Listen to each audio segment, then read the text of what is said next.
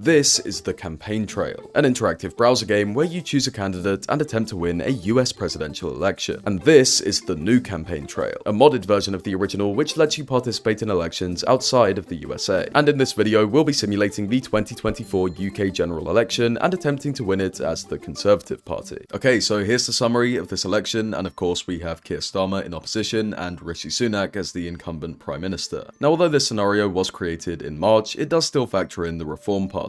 But of course, this was before Nigel Farage became its leader, and in this video I'll be attempting to do the impossible by winning as the Conservative Prime Minister. Oh, interesting, we're going all the way back to 2022 for the start of this scenario. Now, of course, he did end up resigning, so that is the canon choice for this question, so I'm gonna go with that for now. Okay, all good so far. And now we're in the 2022 leadership race, and apparently it's a no-brainer for Sunak to run, as of course he was the Chancellor. Again, I'm gonna stick to the canon choices up to the actual election campaign, and I think it's fair to say he was one of the more moderate candidates in this race. There were definitely a few candidates to the right of him in this race, such as Kemi Badenoch, Suella Braverman, and of course Liz Truss, so we won't go for that one, and it wouldn't really make sense doing this one as we kind of helped to take down Boris Johnson. So I think this is the closest choice. Alright, that sounds pretty accurate. So we don't have constituencies on this map, it seems, but rather regions, all the way from the southwest to the northeast, and of course the devolved nations within the Union. And we've also got a summary of issue stances for each one. So to have a hope of winning this election at all, we're going to have to pick up some seats in the East Midlands. If we wanted a massive majority, we could target the Red Wall in the northeast, but it's probably off the table for this election. So let's stick with the Midlands for now. Okay, scandal time. So we can refuse to comment, go on the offensive, or just try to defend ourselves. Let's try this and hope it doesn't backfire. Okay, I'll take it. So keep in mind, at this point, Liz Truss is Prime Minister, and Rishi Sunak is out of government on the backbenches. We've got some very interesting choices here. But again, I'd say in reality, Sunak did kind of sit back and let Truss happen, which ended up working in his favour. So we'll go for this. Okay, we are now Prime Minister. The East Midlands are a little closer thanks to that, but we are starting to lose the Southeast, which really cannot be allowed to happen if we want to win this election. Now, this is a controversial issue. We might just have to fall in the middle here and hope it doesn't cause much outrage from either side, but of course it could also go the other way. A general rule of thumb is probably not to replicate what Truss did, but as always, there is the issue with the right of the party, which has caused Sunak a lot of trouble. So I'm going to try to stay in the middle of this issue. Okay, that's good. First order of business for us as Prime Minister is to appoint a cabinet, and interestingly, we have the option of giving Boris Johnson a job. I would be intrigued to see where that goes, but for now, I think we'll use hindsight and choose this option. Giving Suella Braverman a job ended up being a total disaster for Sunak, so we're not going to do that, but I think we should ensure some stability by keeping on Jeremy Hunt and James Cleverly, as they are some of the less unpopular members of the party. Uh-oh. That isn't great, but at least it does save us a scandal. And it did also give us the edge in the southeast. I'm going to head back to the East Midlands and we're going to try our luck in there. And the second option here is actually the exact words that Rishi Sunak used in his first speech as Prime Minister. And it's probably the better of the two responses. To this, I would probably say what supporters, but she did win the first leadership race, so maybe this could be a problem. And now we have the option to basically choose our platform for the election. What Sunak seems to have chosen in reality is stability, and it's not doing him any favors in the polls, so maybe let's not do that. And with the rise of Reform and Labour, it does seem people want some sort of change, so maybe this is the best one to go for. Alright, that's inconclusive, but not bad. It does actually seem to have helped us out. Now the North is looking a bit more attainable. In a response to by-election victories, we should probably acknowledge the desire for change, rather than making excuses, which seems to be what Rishi Sunak has done historically. So let's make a change by going for this one. Yeah, that's fair enough. Okay, budget time. With Labour riding high in the polls, we should probably try to siphon some support from them, but this could also lead to them suggesting the Conservatives are stealing their ideas. And maybe this option is still popular, but less subject to scrutiny. So let's try that. Okay, I'll take it. So far, so good. Let's stay in Yorkshire and see if we can flip this area to the Conservatives. Now this is where the scenario clearly diverges from reality, as this did not happen, obviously. But this option is actually a pretty good prediction of the campaign Sunak's been running. But as we've seen, it hasn't been working, so let's not go for that one. Conservative infighting has been a problem during this campaign, so let's try to say this. Okay, and we are now officially in the 6-week campaign. Realistically, Sunak's seat is probably safe, so we might not need to worry about that, and London is probably off the table. The Midlands are also close, but we do have the advantage, so even though our own seat is probably not in danger, it might be smart to just target the North in general. Okay, that's fair enough, but it does seem to be working, so let's keep trying to flip this area. Giving money to people has always been a safe bet, so this might be the smart choice in this scenario. and hopefully this will be widely popular. Here we've got another contentious issue, and this one is the NHS. Now this is an interesting choice, but perhaps unpopular within the Conservative Party and on the right in general. This is a bit vague, but I'm guessing it will involve increased spending. Same with this one. And this one could lead to scandals like the ones we saw just after the pandemic. So hopefully this first one works out. Yeah, that's largely what I expected. East Midlands is still close, so let's go back to there. Now it looks like reform is closing in. We should try to sound practical and probably not mention the incredibly unpopular Rwanda plan, and also should not call the voters we're trying to win back racist. So this one might be our best bet. On energy, I think nuclear might be a safe middle ground. Yeah, sounds about right. But it's not doing us any favors in the north. Brexit is another issue that all parties have been trying to avoid, and maybe if we're trying to be moderate, we should go with this option. But maybe this one would appeal to reform voters a bit more and perhaps still be pretty moderate. And I think this option would not go down well in the party, while the second addresses the important issue of immigration. So hopefully this goes well. Okay, I was right on the money it seems. This one seems to be the pretty obvious answer to this question, so let's try it. Maybe not. Okay, never mind. Back to the Midlands. In terms of extra funds, like I said earlier, the Red Wall is probably unattainable, and the Southwest and East should already be in the bag. Scotland will almost definitely go to Labour this time around, so maybe Wales is our best bet. Okay, so it seems they needed that funding. And if we choose one of these two, it's a random chance as to whether Sunak comes out on top. Already being down in the polls, it's probably a good chance to reverse that, so hopefully luck is on our side. Maybe not. That is really bad. I'm going to try to cling on in the Southeast. Another chance for a debate, I think we should take it, this time against Nigel Farage, and hopefully we don't get unlucky again. Okay, nice, that should help. This is one of the few somewhat popular issues for the Conservatives, so let's try to maintain what has been popular. We've only got a few questions left, and we've really got to cling on in the East Midlands, so let's go back to there. Rwanda scheme is of course incredibly unpopular, so let's try to keep quiet about that. Yep, all good. Let's try not to break with the US on this issue, so let's go with that one. Yep, that makes sense. What has just happened? What did I do? I thought that went well. Go back to the Southeast? I don't know what's going on. Last question, and we are about to get absolutely destroyed apparently, so let's stick with where we had previously seen success. Alright, that's it. Let's see how this goes. Results are now starting to come in. They do not look good at all.